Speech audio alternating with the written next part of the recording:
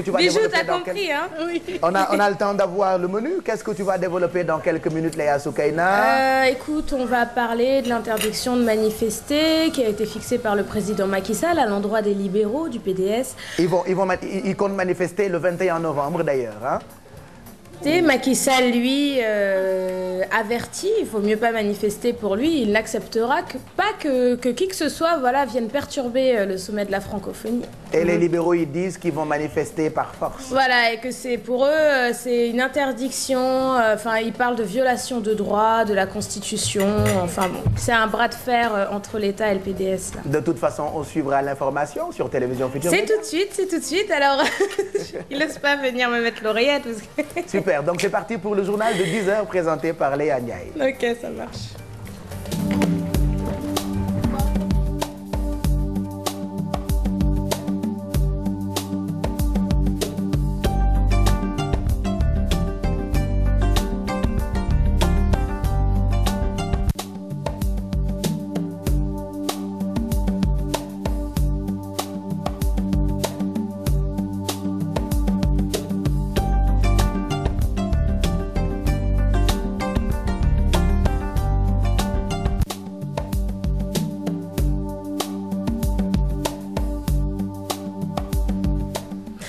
Bonjour à tous, j'espère que vous avez passé un bon week-end. Nous sommes le lundi 10 novembre 2014. Bienvenue dans cette édition. On ne laissera personne perturber le sommet de la francophonie. Les mots sont du président Macky Sall à l'endroit du PDS en ce qui concerne l'interdiction de manifestation du 10 novembre au 5 décembre. Le chef de l'État compte donc rester intangible et faire respecter cette mesure d'interdiction. Une annonce qui a provoqué bien des réactions, surtout du côté des libéraux qui parlent de violation de la Constitution. Plus de détails dans nos prochaines éditions. Des nouvelles du procès de Karim Wade et de ses co-accusés qui reprend ce lundi matin. Et pour tout savoir sur cette journée d'audience, nous retrouvons Ibrahima Khan en direct du palais de justice de Dakar. Ibrahima, bonjour. Bonjour Léa. Ibrahima, qui est attendu à la barre ce matin? Aujourd'hui, difficile de le dire pour le moment, mais une chose est sûre, la semaine passée, c'était au tour de Cheikh Tidiane Ndiaye, ex-directeur général d'AN Media, la société Canal Info News. Aujourd'hui, on peut dire que l'audience, après sa suspension de jeudi, va reprendre d'une minute à l'autre puisque la Cour spéciale est déjà arrivée il y a juste un instant. Le prévenu Karim Meïssa Wade, comme chaque jour, depuis l'ouverture du procès également, est au box des accusés. Il est arrivé à 9h55 précisément, tout de blanc vêtu, écharpe autour du cou comme d'habitude. Rappelons que l'audition des témoins, donc c'est l'audition des témoins qui se poursuit. Et Cheikh Tidiane Ndiaye, son interrogatoire tournait autour de la constitution de la société AN Media. Et dans ses déclarations, il persiste et signe. La société Canal Info News est constituée par Karim Meïssa Wade. Juste pour rappeler également un incident qui s'était déroulé la semaine passée avec Bachir Diawara, à qui on avait reproché le délit de trouble à l'audience. Mais finalement, lors de son jugement le jeudi, les avocats de la partie civile et ceux de la défense ont accordé leur violon pour l'arrêt pur et simple des poursuites à l'encontre du sieur Diawara, puisque les faits qui lui sont reprochés s'étaient déroulés au moment de la suspension de l'audience. Léa, retenez que l'audience va débuter d'un instant à l'autre et nous vous tiendrons informés de tout ce qui se passe ici au palais de justice. Merci Ibrahima Khan en direct du palais de justice de Dakar que nous retrouvons d'ailleurs dans nos prochaines éditions pour nous en dire plus sur cette journée d'audience.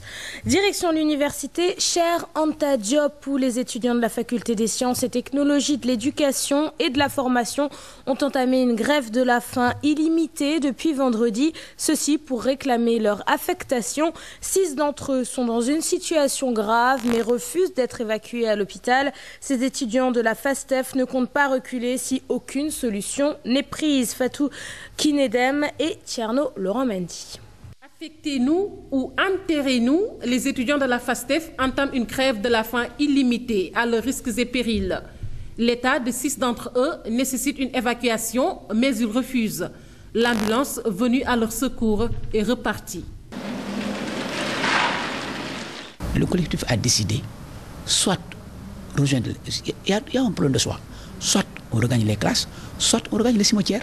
Il ne faut pas qu'ils attendent jusqu'à ce qu'il y ait un malheur pour agir. Autres peuvent agir bien avant. Vous comprenez? Ce qui est arrivé à l'université, au niveau concernant les bourses, ils ont attendu jusqu'à ce qu'il y ait mort d'étudiants pour agir. Aucune réaction des autorités n'est encore notée. Cette promotion 2012-2013 appelle le chef de l'État Macky Sall à tenir promesse pour éviter le pire. Je lance un appel au président de la République. Si réellement il tient à l'emploi des jeunes, qui est une priorité pour lui, si vraiment il croit au travail qu'il exhorte aux Sénégalais, s'il croit au Sénégal émergent, ces jeunes diplômés-là ne peuvent pas dormir, ne peuvent pas faire 3 jours ici. Et pourtant, ils se sont manifestés plusieurs fois pour parler de leur calvaire, des alertes sans gain de cause. Nous avons entamé par rédiger une lettre de correspondance au ministère tutelle. C'était le 10 septembre, avec ampliation au président de la République, au Premier ministre, président de l'Assemblée nationale et la présidente du Conseil économique et social et le ministre de la fonction publique. On avait organisé une marche le 27 septembre, d'ailleurs vous étiez présent. Rien du tout. On a tenu un dernier point de presse le 3 octobre. Rien du tout. Ils sont plus de 200 étudiants sortants de la faculté des sciences et technologies de l'éducation et de la formation à réclamer le recrutement dans la fonction publique. Les volontaires de la commune de Dakar-Plateau ont procédé à un déguerpissement du marché Petersen. L'opération s'est déroulée sous le regard des marchands ambulants qui disent n'avoir reçu aucune sommation de la part de leur maire, Alioune Ndoye. Des arguments que ce dernier rejette en bloc. Coden Ndiaye et Younous Diatta. Des tables saccagées, des marchands ambulants qui n'ont que leurs yeux pour suivre la scène. Tel est le décor du marché de Petersen ce dimanche. Dame Badian, délégué au marché Petersen, ne cache pas son amertume.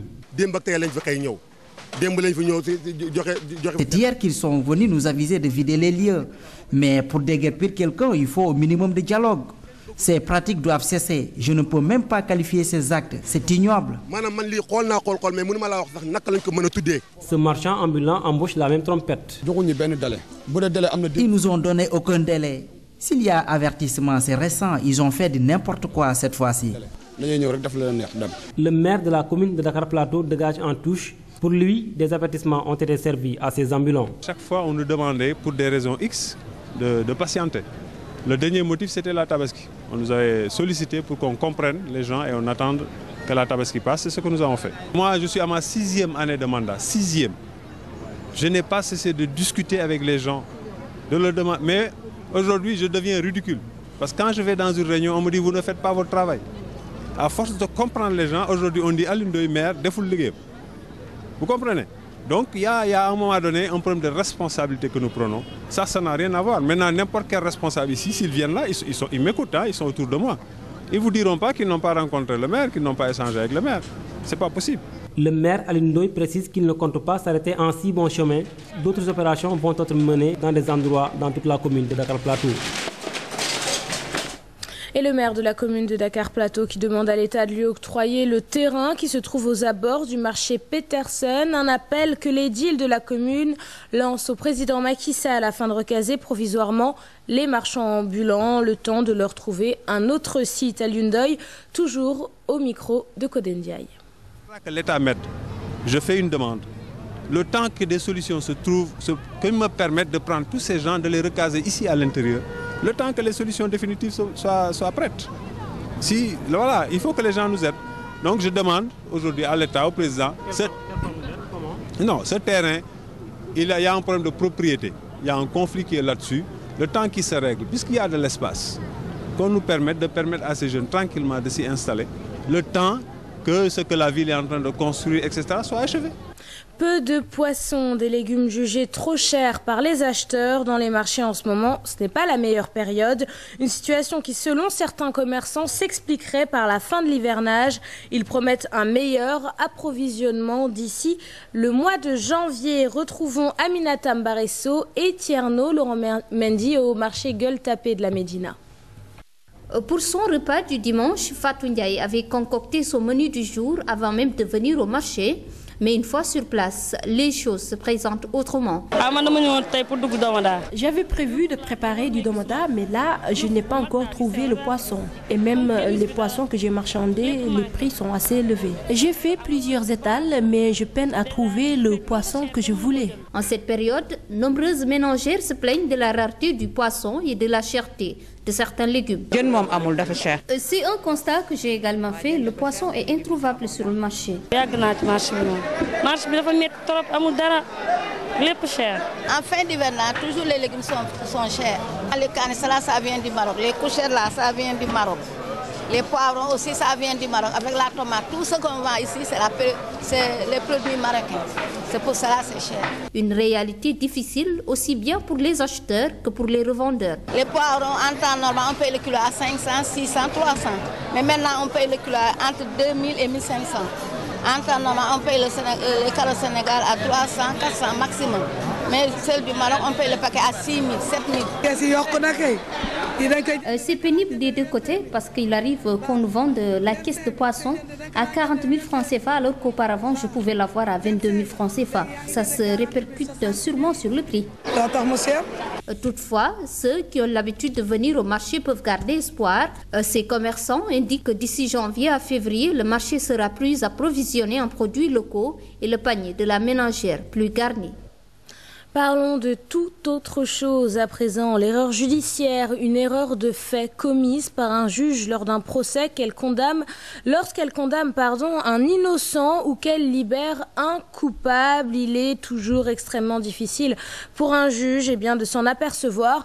La question qui se pose, c'est après l'erreur judiciaire, comment dédommager les victimes. Sur ce point, les juristes ont des avis divergents. Reportage d'Issa Prera, Mardien et Diafaraba. Cette pierre tombale dans le cimetière en Arizona est dressée en la mémoire du prisonnier George Johnson. L'homme a été pendu suite à une erreur judiciaire. C'était en 1882. Des siècles plus tard, il est toujours difficile pour un juge de déceler l'erreur judiciaire au procès initial. Il faut savoir que le juge, il statue en fonction d'un dossier. Donc, il rend sa décision en fonction des éléments en sa possession. Il peut arriver effectivement qu'une enquête soit mal faite ou même qu'il y ait des aveux extorqués. Mais l'erreur judiciaire peut aussi découler du fait que le juge a rendu une décision mauvaise contre la victime, n'est-ce pas? Et qu'en fait, cela résultait simplement d'une mauvaise appréciation des faits, une mauvaise analyse des faits ou une mauvaise analyse du dossier. Au-delà de tous les dégâts qui peuvent naître d'un séjour carcéral, en plus d'être innocent, la question de la compensation a toujours été posée. Sur ce point, les juristes pensent différemment. Oui, généralement, il n'y a pas de compensation. Comme je dis, parce que le juge, il a une obligation de diligence et il juge selon sa conscience et en fonction d'un dossier qui peut être limité. Donc le seul bénéfice, c'est que la partie qui a été condamnée puisse voir son procès être révisé. C'est-à-dire ça ne peut être bénéfique que pour la personne sur le plan moral. Donc un préjudice subi du fait du fonctionnement défectueux du service public. Et la justice est un service public. La personne a ouverture à une réparation.